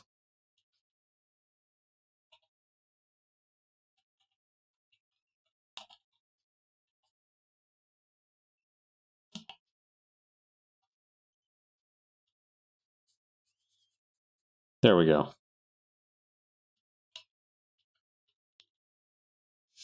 All right, we gotta lower the line width for some of these bits, because right now it just looks a little bit unnatural.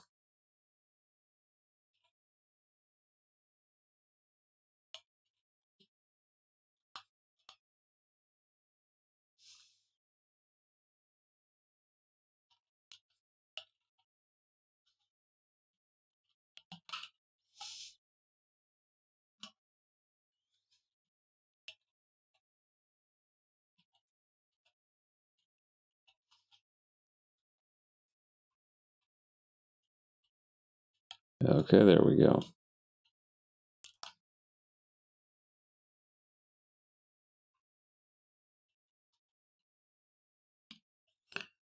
And I guess this would be the leg that's like further back. Wait, no, the left leg was forward and the right leg was back.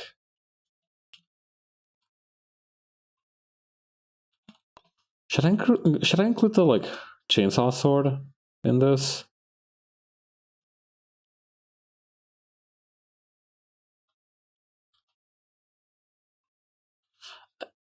Okay, maybe a what do you call compromise we can come to with this is that the chain she does hold it, but like it's only like at the very edge of the panel here. That way it's not fully lost, but it's also not fully visible. I like that compromise. I like this idea.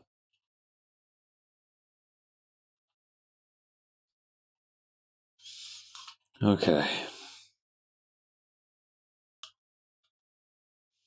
But hey, we're almost done with the line work for panel 1. It's not bad. It's not bad for all in a day's work.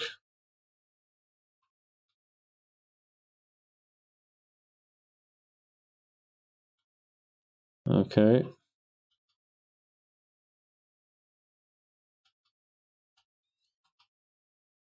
Okay, wait, hang on. Left hand under grip, right hand over grip. Okay, then I've actually got it quite right here. That's definitely not how you talk about hand positions, right? Like under grip and over grip. That's the best that I could come up on the fly, but that's definitely. I gotta Google something. Hang on. Over grip and under grip sword fighting.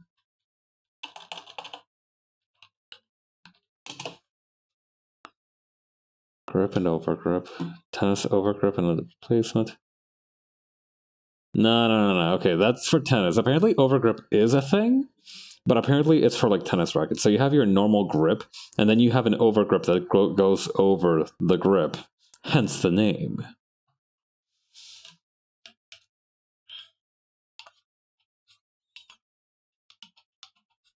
Yeah. A lot of sports stuff, I really like it when an object is just what you hear is what you get with this one. Like tomato soup. There's not really anything to expect any in the soup other than to like have tomatoes in it. The other things are bonus certainly, but it's not going to be a world-shaking revelation if tomato soup has tomato in it. Meanwhile, you've got shit running around in football that's called yards or something. Fucking touchdown. None of these words make any sense to me, but I mean, I guess touchdown makes sense because you're literally touching the ball down on the goal line. I think that's how it works, right? So that makes sense at least.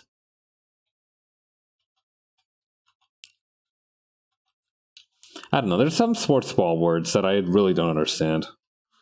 I wish I did. I wish I understood sports ball at least a little bit. People who enjoy it seem to have fun. Alas, I was born with a hermit nature.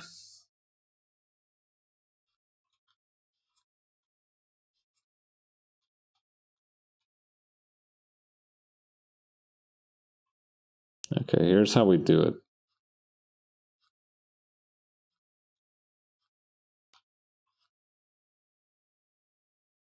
Okay, over here.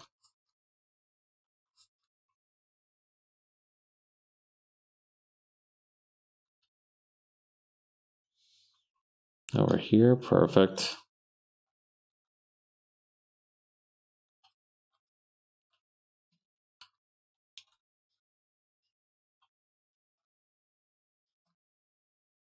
Okay, over here.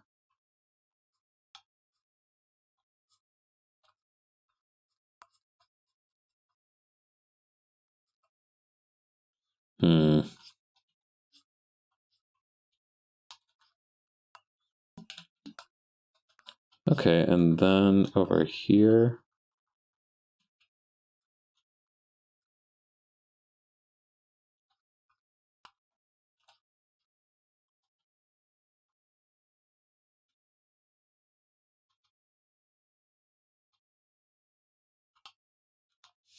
Hang on, I gotta zoom in on this. There we go. That's much more comfortable.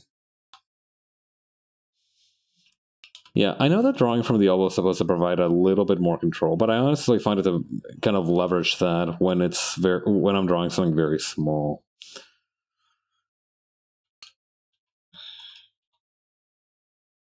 Let me crack my wrist a little bit.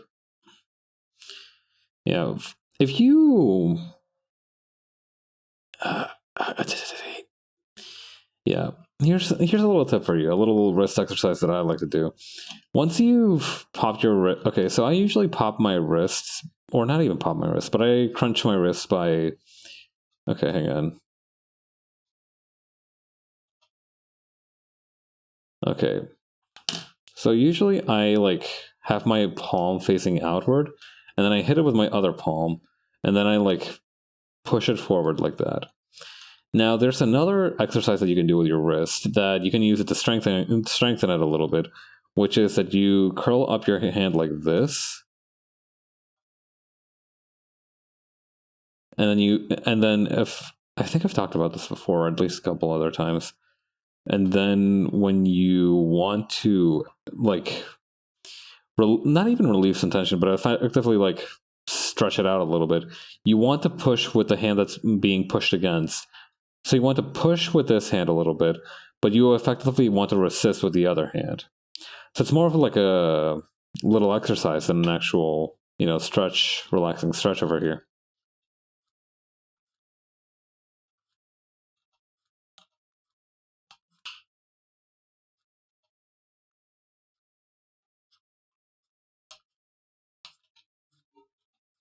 Man, sometimes I realize that I make more work for myself with some of these things, but that's when I like get bitter about that. I try to take a step back and realize like if I was a random ass reader who just happened to chance upon this page, would I be able to, you know, easily be able to understand the action going on in this page without that clarification? And if the answer is no, I'm like, okay, well, let's do it anyway.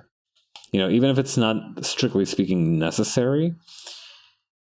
Well, no, I guess it is. It would be necessary if you can't really follow what's going on the page. But if it like enhances that ability, I still think it's worth checking out or trying to commit to it.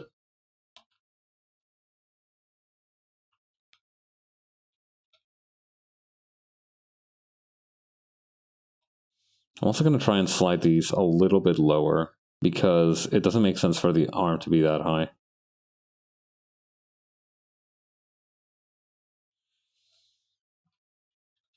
There we go.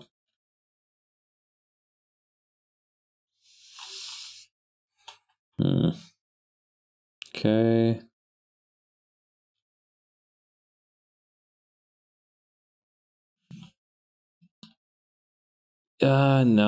No, that wouldn't make any sense, would it? All right, here's what we do. Instead of all that noise, what we're going to do is we're going to erase these bits here. And instead, we are going to bring these parts here, like, hang on. I need to simplify some of these lines, I think.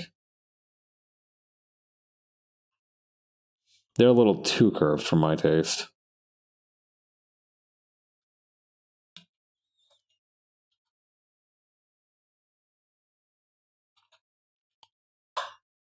There's a time and place to, warp the metal curves of something. This ain't it.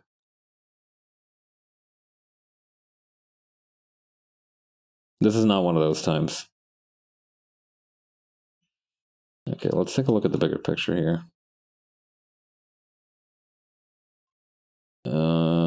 Man, that one doesn't even show the sword, though. Hold on.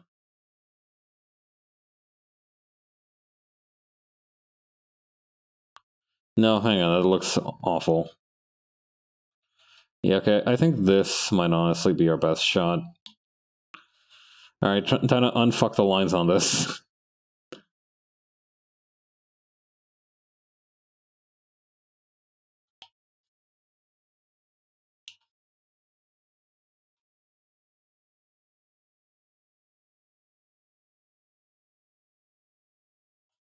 Here we go.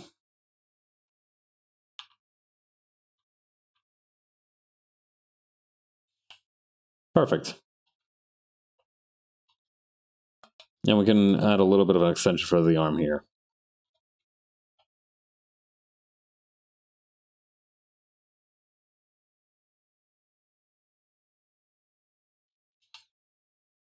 And now we can finally finish drawing the other foot.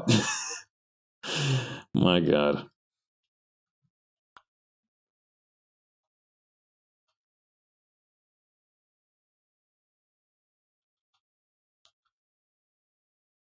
Actually, we might need to get the background in here.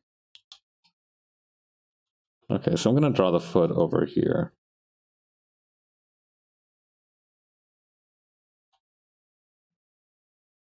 Yeah, okay, that works. For the most part. Let me tilt it a little bit.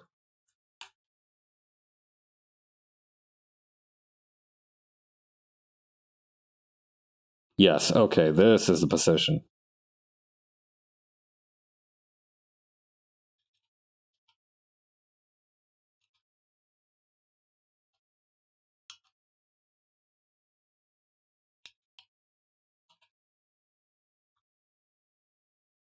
Attaboy.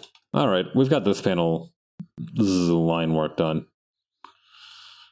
Should I go for much longer? Actually, hang on. I'm gonna shrink a million down a little bit again.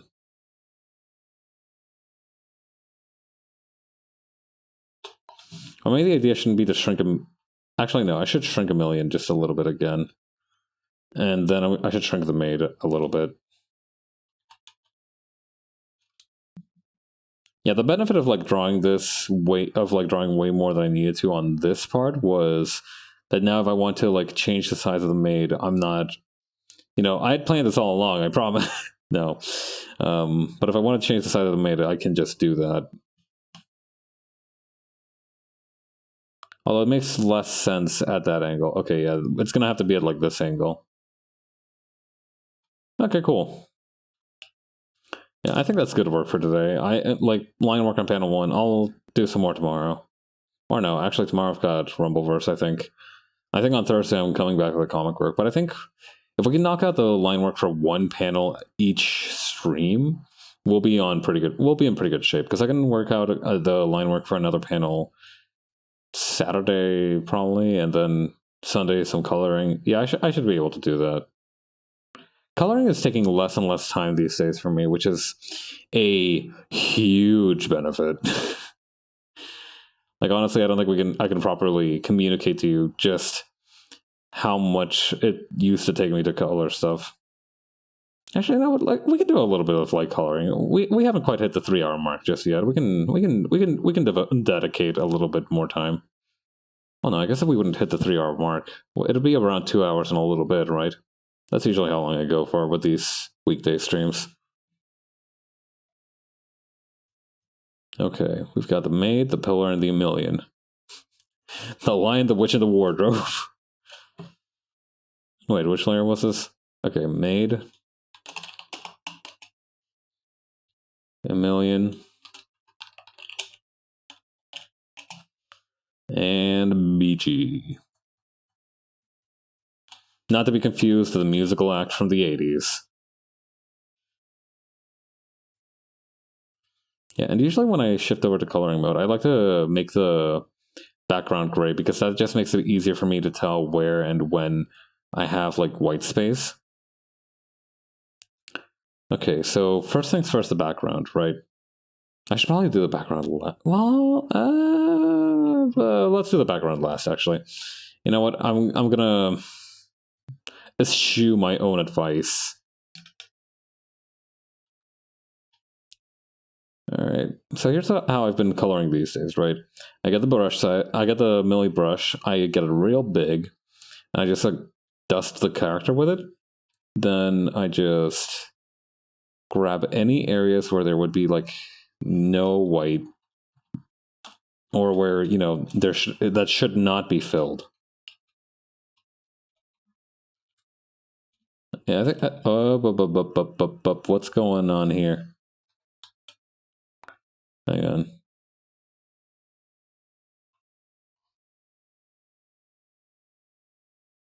Okay, hang on.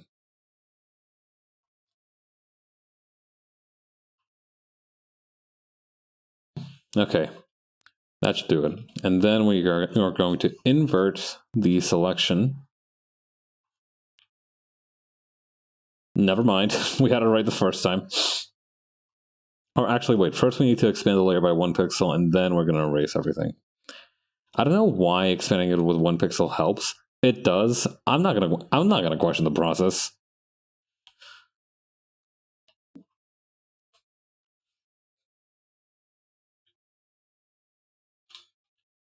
All right, and then on a separate layer, we draw all the black.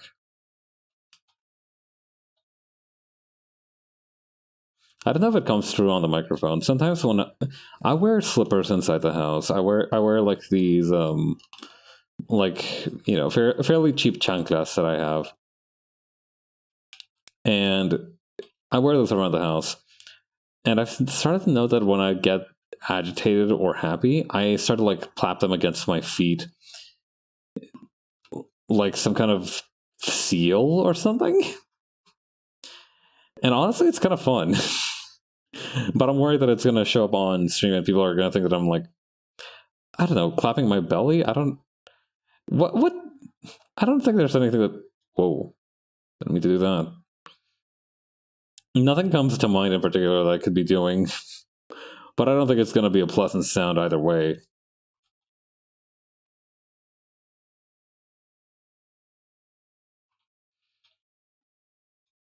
Let's see.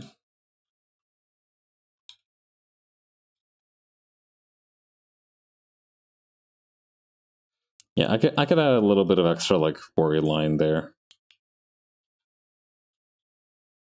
Then okay, we can pack these guys into a folder.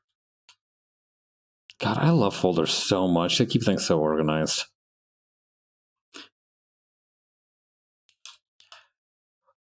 I like to keep my random observations in such a way that I could either be mistaken for a particularly happy-go-lucky bookkeeper or like an artist. Yeah, it is weird, right?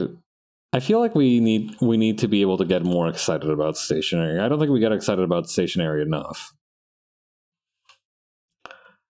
Like, yes, we have, you know, I feel like it's not weird to, for example, get excited about, like, say, hang on, like, say, a really nice pot you managed to buy at a store. You know, like, it's not weird to get excited about nice kitchenware, for example.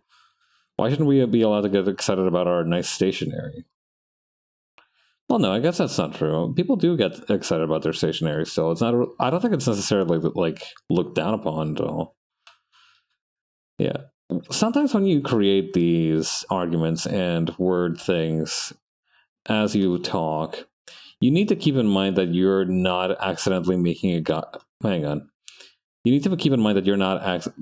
You need to be conscious to not accidentally make up a guy to be mad at.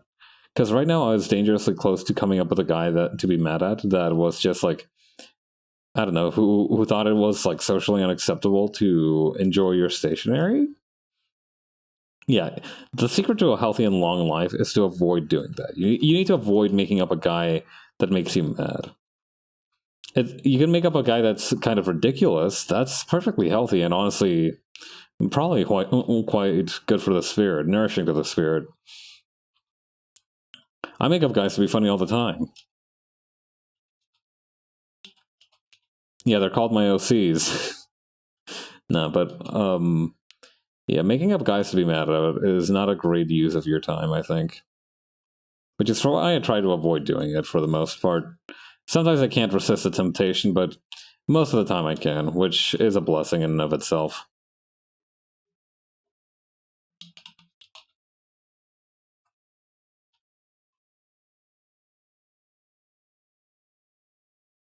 Yeah. I've been trying to read more works by Naoki Urasawa, who is a famous manga author. Very famous for his work on a series called 20th Century Boys. Pluto, I really enjoyed Pluto. This is the wrong fucking layer, huh? God dang it. Alright, how long have we been doing this?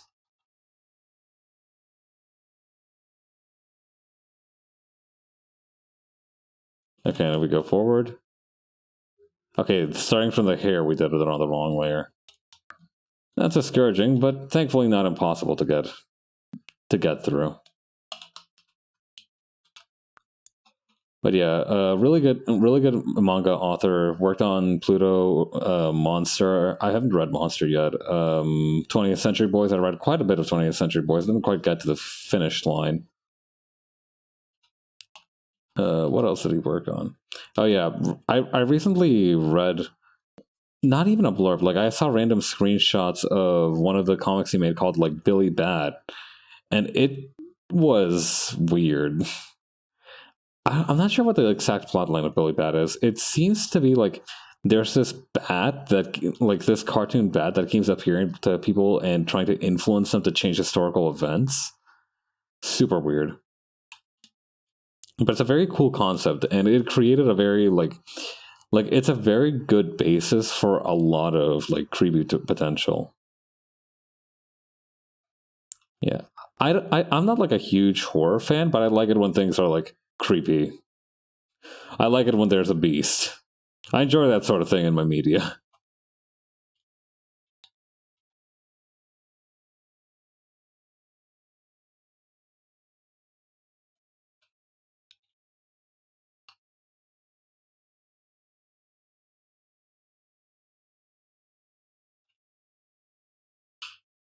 There we go.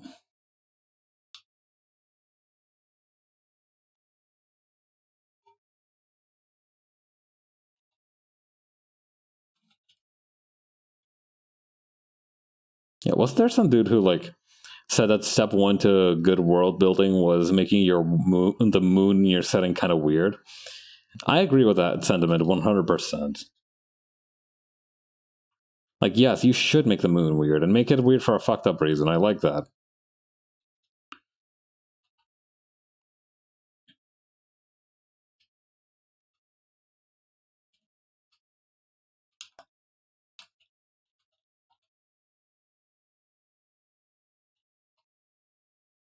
Okay, let's see over here.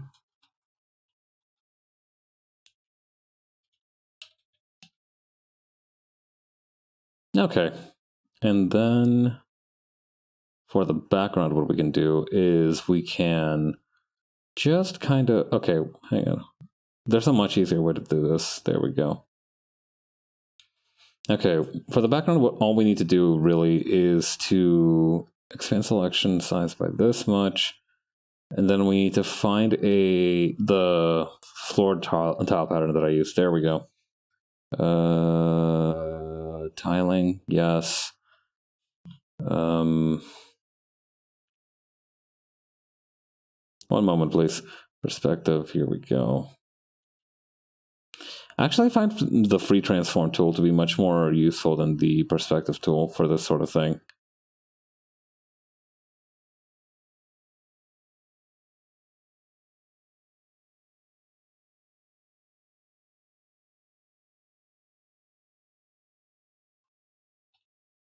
There we go. And now we can actually scale it up a little bit.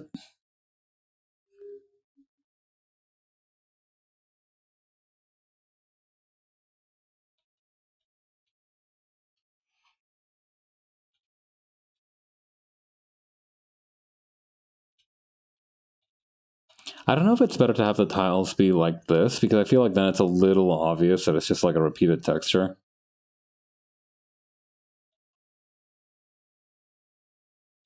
Let's see how it looks with the other parts.